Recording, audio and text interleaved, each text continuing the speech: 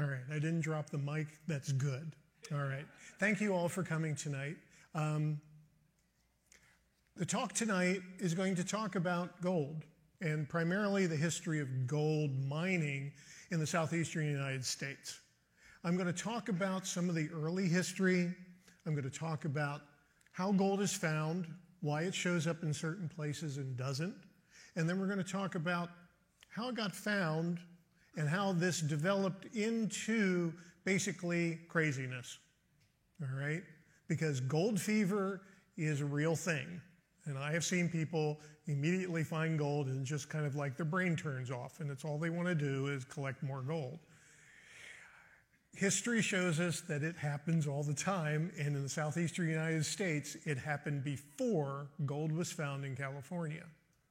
And that is one of the points of doing this talk, is to point out that although if you ask the common person in the United States where gold was found and when, they'll say California, and they may say Sutter's Mill, all right?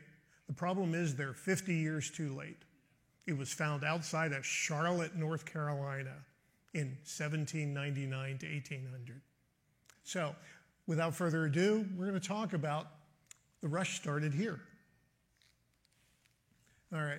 Now, when we think about gold, recognize from all your history that gold and the New World are intimately entwined. Gold is money, and it was value, and that's what they were looking for. Yes, they wanted land. They wanted to bring their religion to the New World, a whole bunch of other things going on. But in 1582, Humphrey Gilbert organized an expedition to go to the legendary kingdom of Norumbega. Okay, a county abundant in gold, silver, and pearls, nuggets as big as a fist, all right? And he went looking for it with 5 ships, 260 men, and a whole lot of time. He might have found something, but he didn't quite get back, because that's one of the biggest problems in gold mining. The person who most people are recognized is Sir Walter Raleigh. Sir Walter Raleigh, who was Gilbert's half-brother, was interested in gold as well. And he started basically the first colony in Virginia, which failed. The first colony in Virginia, in part, probably failed because they were looking for gold, and a lot of the people were not capable of basically surviving in a new world where they didn't have the skills. When it basically failed, he sold his rights, but he kept the rights for getting a percentage of the gold for himself. Then he looked at Jamestown. And when James I gave him the decree for granting a license, he was able to say to make habitation, plantation, and to do a colony of sundry for his people into that part of America called Virginia. And he was going to be able to keep 1/5 of whatever he found. So when the colonists came to basically Jamestown, they were broken into 3 groups, okay? The first 2 groups were basically to prepare the colony settlement. And the third group, ladies and gentlemen, were to explore and carry a 6 pickaxes to try and find if they can find any minerals. Replace minerals with gold, okay? Now, we know the Jamestown colony almost also failed. And in part because the people who were coming to the New World were not skilled. They were 2nd, 3rd, 4th, 5th sons, okay? People trying to escape religious persecution. People just trying to get a new life. But a lot of them did not know how to survive in a particular area. And one of the things they did not know was how to tell gold from pyrite, which everybody calls fool's gold. Now, Christopher Newport, okay, said, oh yeah, lots of gold, all right? But he brought back samples, and they were considered to be worthless, okay? He came back with supplies, which basically helped save the colony from starvation, and got 2 gold refiners and goldsmiths who were sent along with this to be able to determine if there was gold. They sent back a ship full of yellow dirt. When it got to the assay office in London, they mostly said, what is this stuff?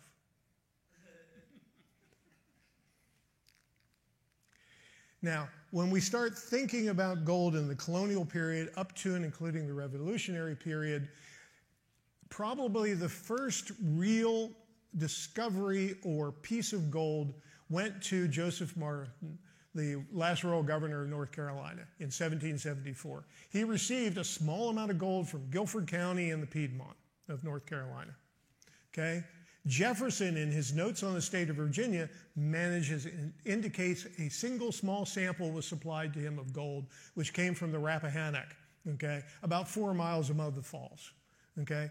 So when we think of gold in the United States, or at least what became later the United States, these are probably the first two evidences that we have for actual real gold. So why didn't they find anything? Well, in part, it's basically because of their inability to find or identify the stuff. Now, what the English colonists had were skills in ironworking, coal, metals such as copper, maybe tin. But they really didn't have the skills or the knowledge to look for gold itself, okay? Because it required a particular type of training and skills. And most of those skills were only found in the schools in Germany, okay, and in northern Italy. And the other problem is, as he says, okay, by means of men of experience that knew the mine from space. So basically, one of the biggest problems for the early people who were looking for gold in the United States is they had to have some education. They had to know what was going on. And what they didn't know was how gold was formed and where it would show up. All right. Now, gold, as you know, is an inert metal. We use it in our teeth, okay? We use it in electronics. It conducts electricity, but it doesn't weather. Unlike silver, which gets that kind of patina on it that you have to wind up cleaning, gold does not corrode very fast. So it is an element and a mineral, okay, that is usually related to igneous rocks, what we call plutonic intrusive rocks. And because it is related to igneous rocks, that means it's related to really high temperatures and places where you have some form of igneous activity and volcanism. All right? So when you have to look for gold, you have to look for areas of that region. But when you look around Virginia, you say, well, where is it? You know, kind of, okay. It's not in the coastal plain, so it's got to be in the Piedmont. Now, in addition to this igneous rock, heating the rock and bringing this particular material up, is that it is also going to heat the surrounding water in the ground or in fractures. That heated water will dissolve things. And in particular, it dissolves quartz, and in some cases, a little bit of gold is always associated with it. So we get a lot of fluids moving through at high temperature, on the order of 400 degrees or so. Now, when this material reaches the surface of the earth, it weathers, okay? And as you know around here, okay, get a little bit of rain, get a lot of, vegetation, it starts to break the rock down, and what you get is a decayed rock material we call saprolite, okay? And saprolite used to be rock, but now it's all broken down into constituent minerals and clays, which we wind up calling dirt. That stuff is easy to move, okay? If there is any gold in it, the gold is not going to weather. It's going to be with it. So when you take this material and erode it, you get what we call placer gold deposits. They are sediment deposits. They are usually found in streams and in valleys and along canyons and rivers, and they are from the breakdown of this material on the surface of the earth being transported. Now, placer deposits are basically easy to work because it's like shoveling dirt, okay? But the problem is you have to be able to separate it. And the material, the gold that is found in it, is in several different sizes. Nuggets, like the end of your thumb, okay? Flakes, kind of think of dandruff, okay? And dust, okay? Now, The big pieces are able to be picked up and seen. So in a lot of cases, early gold mining historically is people walking along a stream, looking down, seeing something really shiny and picking it up, all right? Saying, ooh, that's gold, okay? There are a lot of things that look like gold, but once you've seen gold, you understand it. So placer deposits are probably the most important place where gold mining started. And the streams in which they are found, in which often are dry during the winter or late fall, so that you can go through a look, are often called branch streams. So if you start looking at the history of gold mining, you talk about this branch and that branch and that branch, and they're talking about streams where they walked along to pick this material up. Now, the second type of gold deposits are underground. We called them hard rock mines, okay? And if any of you have ever had the opportunity to dig a hole deeper than 3 feet, okay, you know how much work it is, okay? Gold mining at depth in hard rock mining requires skill, a lot of labor, shafts to be dug, lots of timbers, and then if you get them too deep, they fill with water, so you got to pump them out, all right? So hard rock deposits are better than placer deposits because you can get down into the location where the gold ore, that igneous material that was caused by the melting and the heat and the fluids, accumulates. And that's why hard rock mining winds up being to be the most valuable when you start thinking about gold mining. But to get there, you got to get down underneath. Okay, and that requires hard rock mining, more financial resources, labor, mining equipment, supplies, timber, and technical assistance, so you don't kill yourself.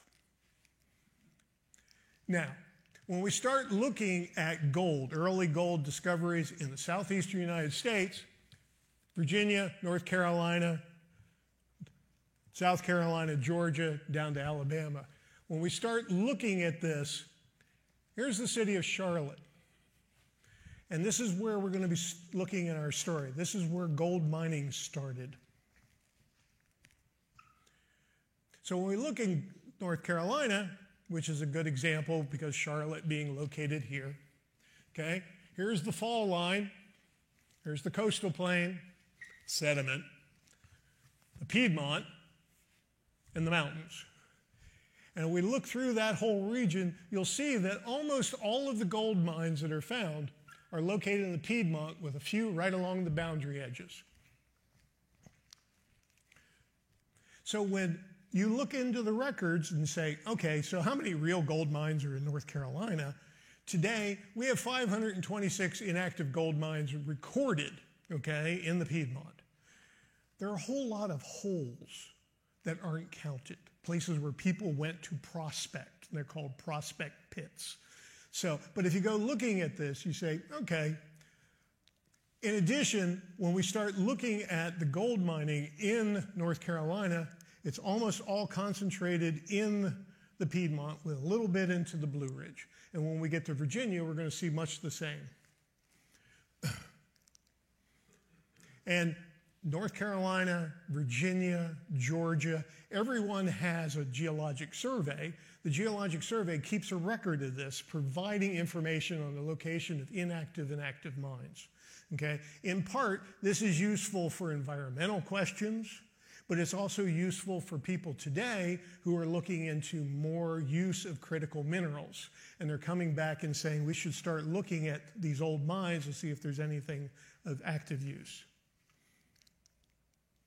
So, how did it all start? It started because somebody played hooky on Sunday, okay? The story is that Conrad, who was the son of John Reed, who was a Hessian soldier who, after the Revolutionary War, kind of didn't go back to Germany, okay, and kind of became a farmer outside of Charlotte. His son was kind of playing in the stream, okay, and found basically a big yellow rock the size of a small smoothing iron. And when they're saying a smoothing iron, it's one of those old irons used for ironing, which you'd heat in the stove. So we're talking something about this big, okay? There is a cast of this at the Reed Museum, which, if you put in the density of what gold is, would have weighed about 17 pounds. So you see this kid coming back and saying, hey, Dad, guess what I found? Plump, okay? It's yellow. They used it for a doorstop, okay, for about 3 years. And then Reed, on a travel to Charlotte to collect supplies, took it along and went to the assay office, okay? And the assay office kind of said, I'll give you $10 for it. And he was like, no, took it home. And then a couple of his friends got together because they started to find more of this around in the area. So he took it back. And this is where you see, I hate to say this, the discovery of gold in North Carolina started the first gold rush in the United States, okay?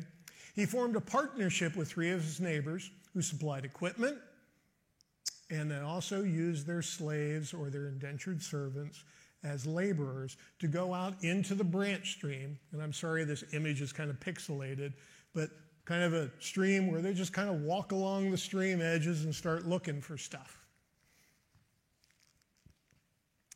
Now, if we take a look at this in more detail, there's Charlotte in the corner. You can see Reed Mine above it. What you have to think is that once word got out that there was gold, it spread. And what we see is, notice how it kind of spreads up along the Piedmont, okay? All of these people talking to one another, little news stories in the newspaper talking about the discovery of gold at such and such a place. They start doing this. Now, when people are doing this, okay, the question is how much do you get out of this? Well, in the Reed gold property between 1804 and 1847, approximately $1 million worth of gold was extracted. Now, for the most part, about half of this is probably related to the Plosser mine. Later, Reed started to have underground mining. It also has the record for the largest number of nuggets, 84 pounds of them, okay? And that's certainly a lot of gold, okay? Sorry. Now, how do you get this? Well, one of the most common ways in order to get the gold out of the Plosser deposit is to scoop up a little bit of the fine sediment, add a little bottle of water, and shake. Okay? Gold is more dense than everything else. It settles. Okay? And if you spin it, after a while, you start to see this little trace of gold-colored flecks. And then you kind of tip it casually to try and get the water out and the other stuff that isn't any good. The stuff that isn't any good is called gangue. In other words, it's waste, not worth my time. That's what I'm looking for. Now, these gold pans were anything where I could put water in with dirt, okay? So I have pictures that I found, historic pictures, where people have got cast iron frying pans, okay? Or they have wood bowls from mixing bread dough. Okay? And they all go back to basically the wooden batilla, which was developed in the gold fields of Mexico and Latin America in the 15th century when the Spanish conquistadors came through. Now, the thing is that you start wanting to process more of this sediment to get the gold out of it. A single pan doesn't work very fast. So I get a half barrel and I stick it in and I start shaking it. And these are rocker boxes. And now I also want to point out, notice that this gentleman has his frying pan, okay? And it's not for eggs, okay? Now, what you're looking at here is the development of the technology to separate gold from the sediment or from the rock, okay? But in order to get the gold into a purity so that you can sell it, you've got to get it into a condition where it's pure. To do that, you have to grind it. So how do you grind it? Well, you make grinding wheels, big ones, okay, where the center pole has a ring that goes around it. You hook your mule onto it, and they walk around, and it grinds it through the weight of it. These are called arastas or a Chilean mill, and these are very common. And occasionally you'll trip across these in the field and say, oh, what's this doing here? Oh, there must have been a mine here. Okay. Now, the gold rush in North Carolina, starting in Charlotte around the Reed mine, went through the Piedmont and then started to move west as they continued to look for gold. And the thing is that gold mining is a human-intensive, labor-intensive process, okay? So when was this done? It was done on the off-season when you weren't working in your fields or taking care of your cows or your sheep or your goats or whatever else you were doing, okay? In addition, it used whatever labor was available. So in many cases, many of the gold mines or gold mining groups would rent out indentured servants or slaves from the plantation to utilize them for labor. Okay? Now, as I was saying, one of the things is once you start getting into this and gold fever starts and people want more and more, the technology's got to increase. And you've got to use everybody. And if you can see in this diagram over here, the young woman who is over here on top of the rocker box and the young male, probably slave or indentured servant, okay? Utilizing everyone, okay, in order to find this. As I said, very labor intensive. Now, anybody who gets into this says, well, I want to find gold. Who knows something about it? And of course, the state of North Carolina said, well, gee, they're finding gold, so maybe we ought to see if we can get a percentage, okay? So in 1823, the first geologic survey of North Carolina was started. And it was started out of Chapel Hill, okay, by a gentleman called Denison Olmsted, who was basically a Yale graduate who came to North Carolina to teach, okay, and said, well, this way I can probably fund my research. And he started basically the first geologic survey of the United States in North Carolina in 1823. And the General Assembly, authorized this new Board of Agriculture to have the survey made and appropriated $250 a year for him, a servant, and a horse, okay, basically. Now, Olmsted was a teacher. He was a professor at Chapel Hill. So when is he going to do this? Over Christmas break and during summer break, okay? But he wound up going to the gold fields on these particular times, investigating the area around Charlotte, talking about what was happening and mapping it so that people could then find it in the future. The problem is that his map was never published and wasn't found until 1986 in a drawer at the State Museum in Raleigh. Okay? It's a beautiful map, okay? But it never made it out of Raleigh. That's where it was. He left it there because in 1825, he got a job offer to go back to Yale, which is where his family was. So he left North Carolina and on his way to Yale, took the map, dropped it off at the state and said, bye. His colleague, okay, was Elijah Mitchell. Elijah Mitchell was also a Yale graduate. They both went to school together. They were both taught by the same professors. But he was offered a position in mathematics. Denison was offered the geologist position. Mitchell came and said, well, if he's going to do this, I'll take it over. So he took over the survey, okay? Now, Mitchell is known for a couple things. One, he was a very nice man. Two, they named Mount Mitchell after him, okay? And three is that he actually had a map. So he went on the summer vacation. I told you they're going to work during the summer. 1827, he goes to the gold areas. He developed a state map of this region. He wrote a report on the gold mining district, okay? He put the mines on the map and discussed where they were and what they were extracting. And he produced this very nice little map. Now, just so you know, Charlotte is there. Okay? So we're still in that region around the Charlotte area where all these gold mining areas are, including the Reed Gold Mine. This, ladies and gentlemen, is the first geologic map of the gold regions of the eastern United States. Okay? Once this got published, everybody and their brother came to North Carolina. Okay? Now, with all this influx of people were saying, well, all the easy gold in the placer deposits is starting to get picked up. There's nothing left. So what happens? They start going to try and find out where the placer gold was coming from.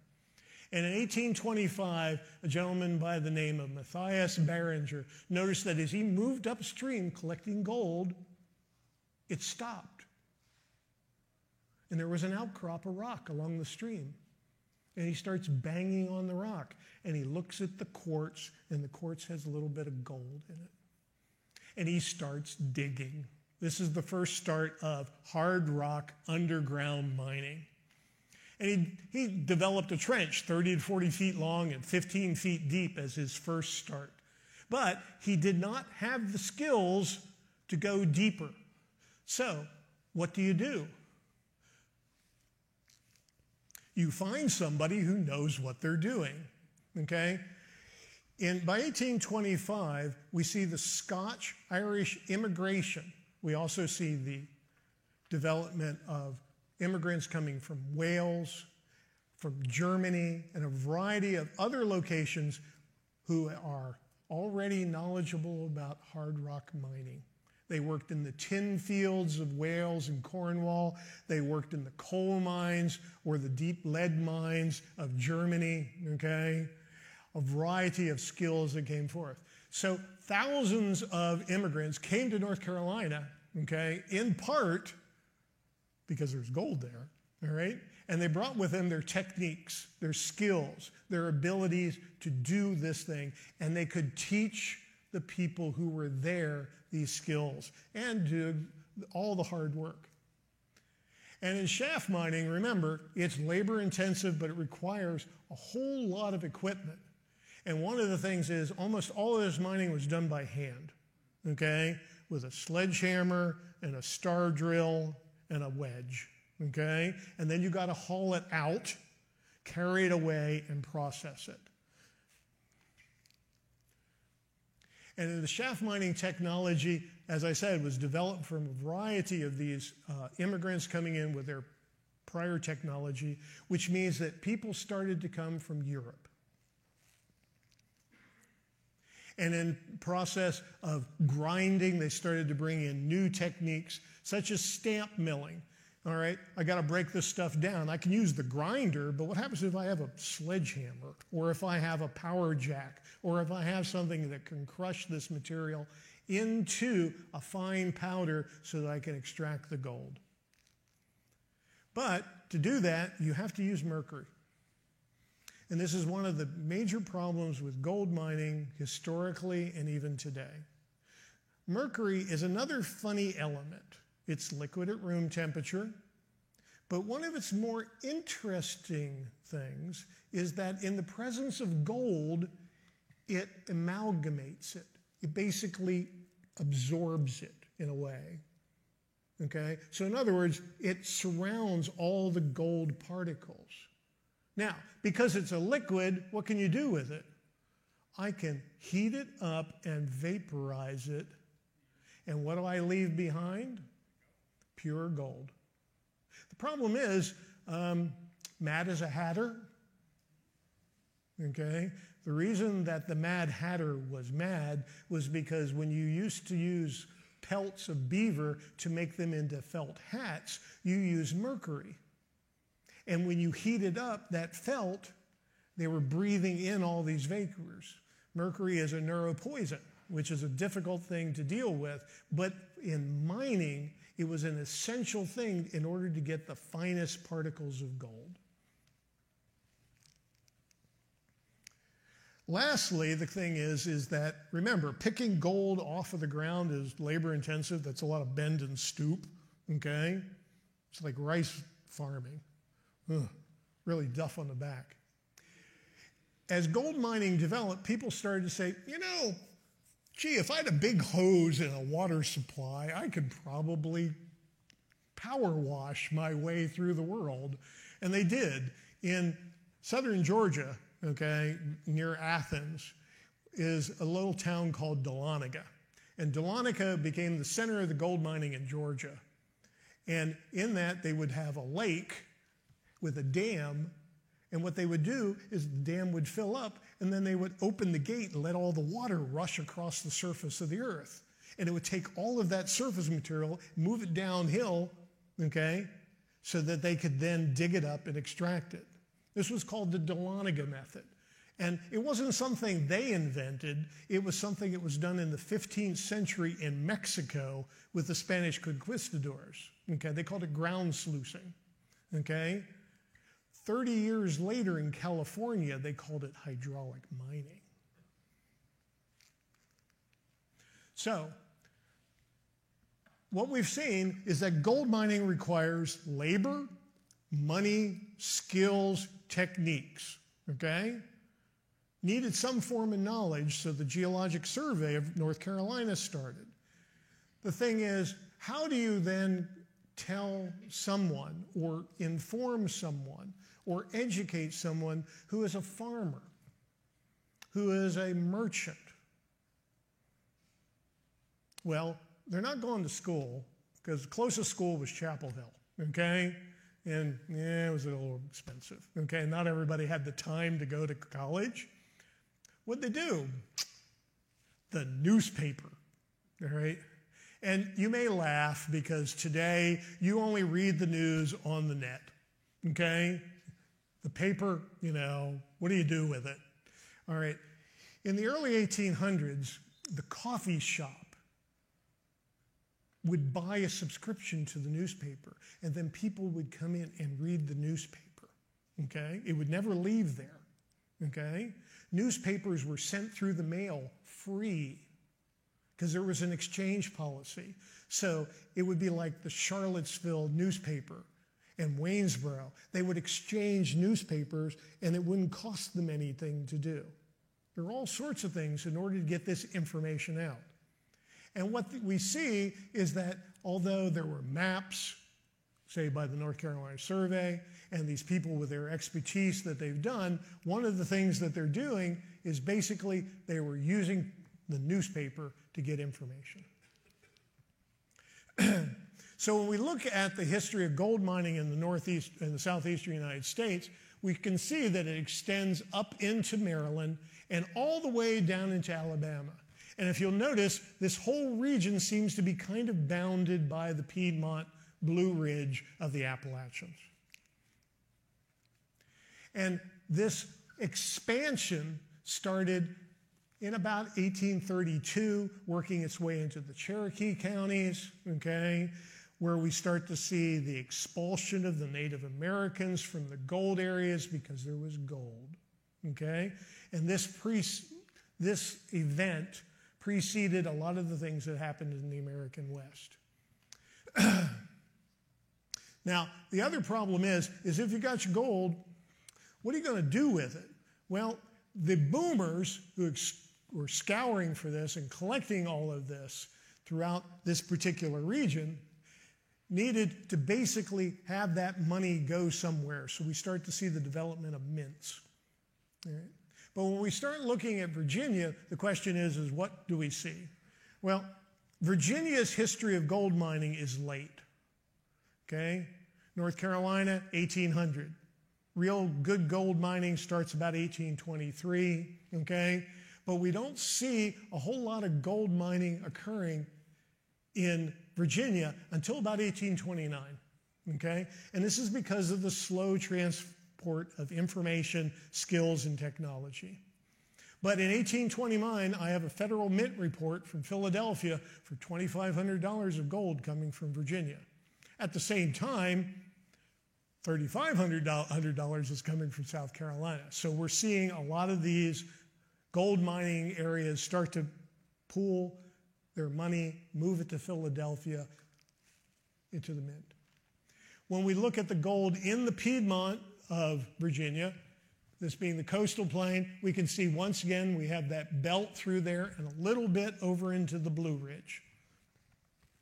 The region up toward north of Charlotte, up into Fairfax County, is what we call the gold pyrite belt, where the gold is associated with the mineral pyrite, which is an iron sulfide.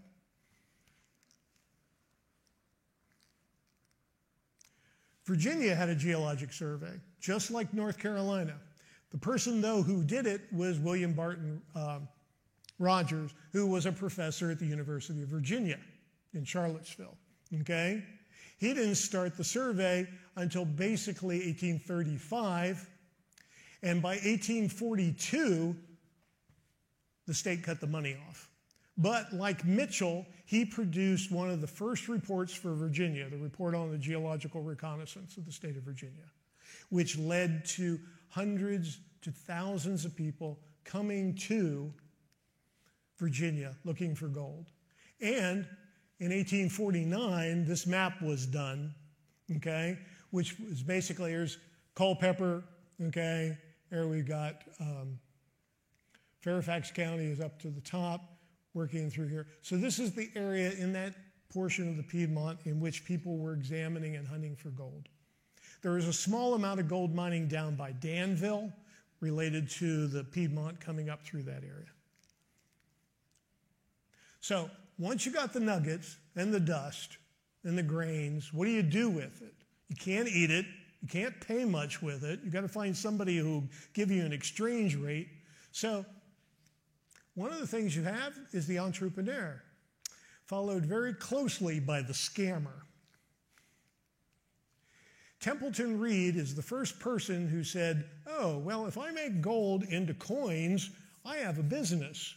And he did. He developed a coin press, a particular die for it, and he created these beautiful gold $2.50 private gold coinage, okay?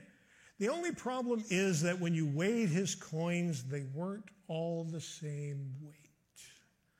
So he only lasted for about a year before he got run out of town. But these coins, of which there are a few, okay, are very valuable today. But the person who actually is known for the first private commissioning of coinage in the United States for gold from the gold rush is Bechler and his family. And Bechler was a goldsmith, and he was German, so he had really good skills. The other thing is, everything weighed exactly the same. His mint alloy or mint assay for his gold coins was the same for every coin of the denomination. So he charged a 4% commission on his work, but he made a lot of gold coins. Now, the U.S. government didn't have any laws per se about the private minting of gold, okay? But the nearest closest federal mint was Philadelphia. And think about walking from Charlotte to Philadelphia or Charlottesville to Philadelphia with gold. Think you're going to make it there with all the gold? One of the biggest problems is that there was quite a bit of theft and a lot of problems dealing with that. So the federal government came along and said, okay, we should probably have federal mints. Where should we put these federal mints? Let's put them where the gold is. So in 1837, they opened a mint in Charlotte. And until the Civil War, okay, minted over $5 million in gold coins, almost all of it from the gold mining districts. And it's a beautiful building. It still exists today. It's made out of a wonderful stone called leopardite, which is only found in the city of Charlotte, rare in hell, okay? But this federal mint was immediately followed by one that was in Dahlonega in Georgia, and then later one in New Orleans in order to basically deal with the expansion of the gold mining. Now, the California Gold Rush is basically listed as January 24th, 1848, okay? People knew about it prior to this, but this is related to the first set of letters and news articles that made it to New York City, okay? This is the death knell of gold mining in the American Southeast, okay? Primarily because by this time there had been over 50 years of gold mining in this region, and a lot of the easy gold was gone, okay? In order to get gold means you had to work hard, you spent a lot of money, and you probably didn't make as much profit as you used to, okay? So with the advent of the discovery of gold in California at Sutter's Mill, the advertisements, we start to see in the 1850 census, California received 3,400 Virginians, 1,000 North Carolinians, 519 South Carolinians, and 876 Georgians, okay? You want to bet how good they were at finding gold? Probably pretty good, okay? Because they were the ones saying, if I can't find really easy stuff, let's go there where nobody knows anything about it. Now, when you think the California gold rush, everybody says, oh, it was lasted for years. Nah, 5. And you say, why was it short? Well, remember, in the southeastern United States, you had to learn how to do all of this stuff. You had to figure out how to find the gold. You had to get it out of the ground. You had to collect it. You had to have the technology. You had to have the skills, the knowledge. You had to have the maps, okay? It was a location of training. In addition, technology, okay? Early gold mining was stoop labor. You bent over, you picked it out of the ground, you used a shovel, you used a pan, okay? The development of enhanced technology, faster labor-saving devices, the rocker, okay? The stamp mill, okay? A variety of other techniques, the Georgia pan, the Burke rocker, the long tom, okay? Sluice boxing, ground sluicing, stamp mills, all sorts of other, the pumps to get the water out of the mine, okay, were a technological innovation. When the California gold rush started, all of these things had been developed. They were being sold. You could get a catalog. I have a catalog from 1842 from New York City that has 6 pages of mining equipment you can order, okay? Amazon would have loved it. So when we start thinking about gold mining in the Americas, in the United States, the first gold rush was in the southeastern United States, and it started around 1800. But today, most people have forgotten about it. That's why I call it kind of like the dustbin of history, okay?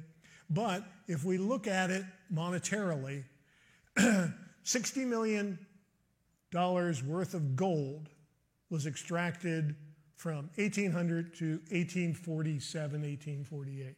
That's equivalent to about $202.5 billion today. Think of dumping that much money into the economy, okay? In addition, gold production in 1991 up to 1991 was 1.1 million troy ounces, about $385 million, which is something about almost $6.5 billion, okay? So when you think about it, the southeastern United States, up to the California gold rush, okay, was the gold mining district of the Americas. And up to the outbreak of the Civil War, gold mining was only second to agriculture, okay? And then with this testing ground, okay, and these immigrants who also moved out to California, this is one of the reasons why the California gold rush was so short. Because by the time all of this stuff got put together, the gold was mostly either claimed, extracted, or basically said, this is mine, you've got to go somewhere else, all right? So what they do, they moved off into the Colorados, to the Sierra Nevadas. They went to Nevada, okay? They wound up going to the Klondike and Alaska. Or they took ship from San Francisco and they went to Australia. And then later they went to South Africa, to the gold fields. So what you're seeing here is that the southeastern United States was the training ground for the later series of gold rushes that we've gone through. Thank you.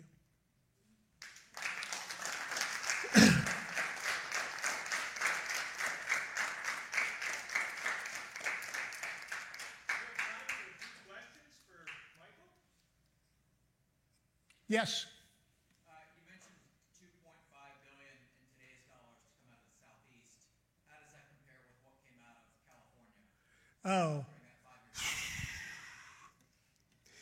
because it was such a short period of time, the numbers aren't very well documented with respect to that because of the issue dealing with the mint in San Francisco. So it was probably at least equivalent or greater. But that's about, and that's why, because it was a huge amount of money. Now, most people who went to California didn't make anything. They came back home.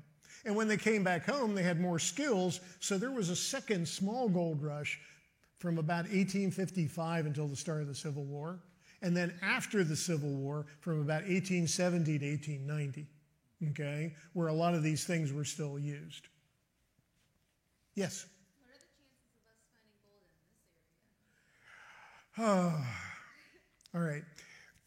All right. There is gold in some of the streams, okay? All right. But it's only going to probably be duster flakes, which means it's going to take a lot of time. And if you're going to do it in the summer because that water in the spring and the fall is cold, standing in the middle of the stream panning. Plus you also have, in many cases, have to have permission, okay? Because there's a lot of land issue and water rights issues that you have to deal with. In North Carolina, there are several of the rivers where you'll see on the weekends during the summer people out with dredges, okay, and pans, okay?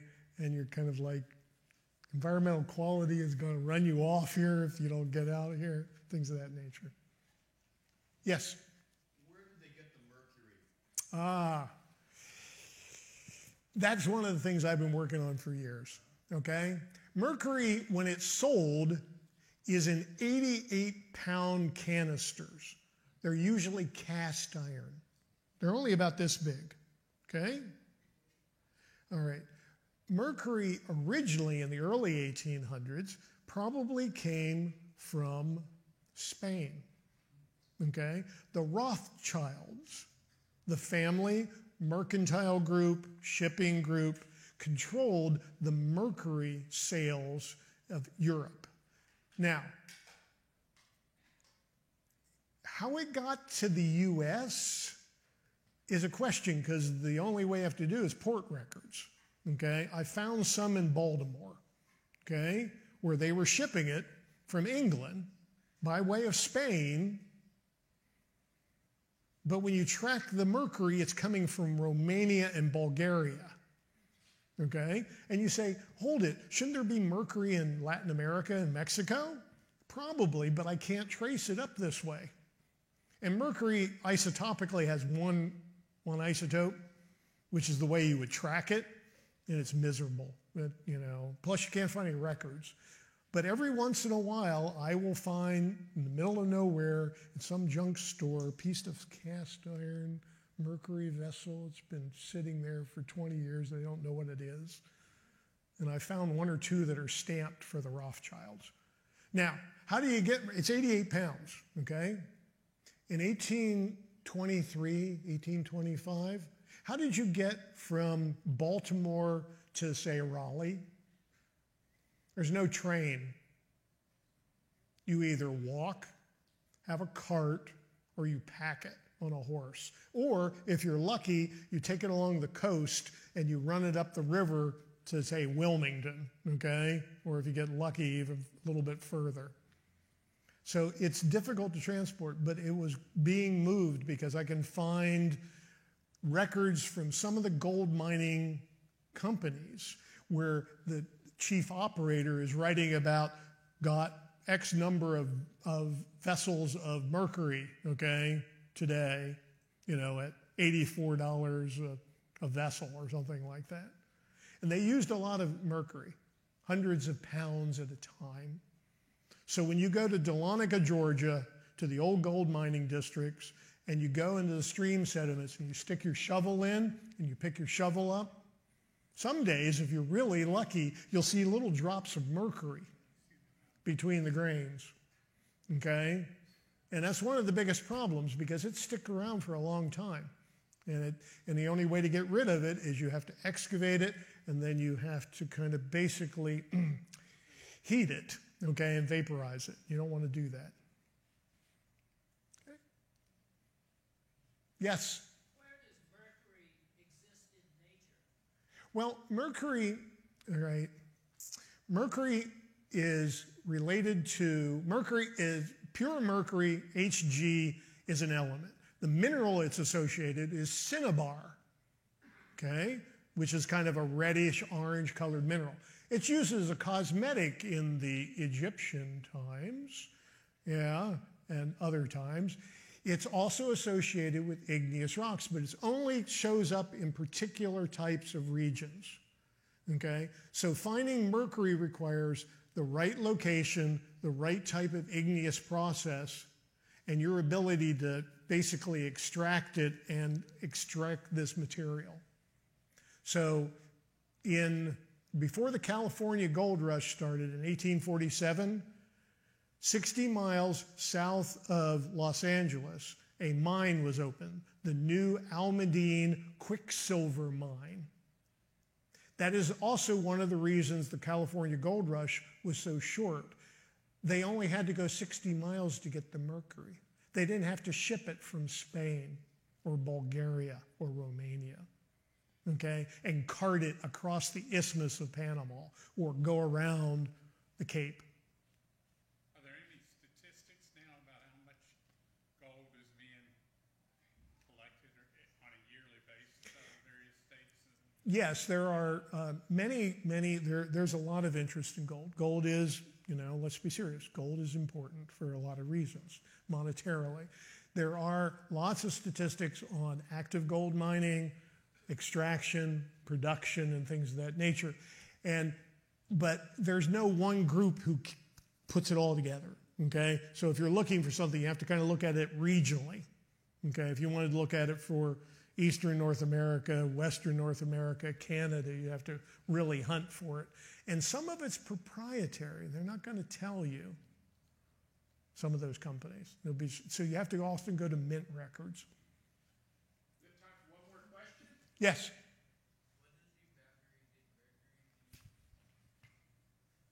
What does evaporated mercury do with gold?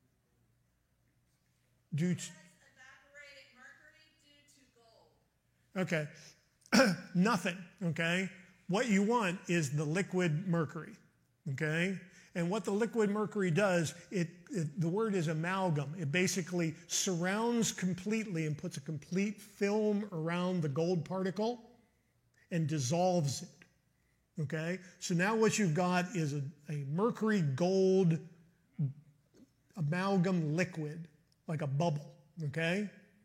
Now, if I take that mercury and I stick it into a retort, into a Pyrex vessel, and I heat it, the mercury evaporates into the air, and it leaves behind the pure fragment of gold. And that's why people use it, because if you have really tiny particles of gold, you can't pick them up with your hand. They're difficult to get. But if I put liquid mercury in it, it coats each one of them individually. I can take that mercury, pour it into this vessel, evaporate it, and what I'm left with is pure gold. So did I explain your question? All right, excellent. So with thoughts that we hope that none of us become the Mad Hatter, on the other hand, thank Dr. Michael Smith for a really good presentation. Thank you.